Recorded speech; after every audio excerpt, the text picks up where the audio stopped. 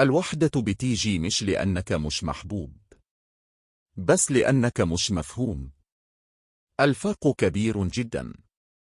فيه ناس حواليك بتسأل مالك، بس مش بتستنى الإجابة، أو بتسأل بس علشان الشكل، مش علشان فعلا عايزين يعرفوا.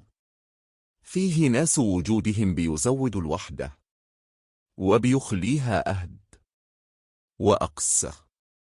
بس فيه حاجة محتاج تعرفها: أنت مش مكسور علشانك حاسس كده. أنت إنسان، وده طبيعي. فيه ناس بتحس زيك دلوقتي بالضبط، بس مش بتتكلم، أو يمكن خايفين من نفس الحاجة اللي بتخوفك. إنهم يبنوا ضعاف أو محتاجين.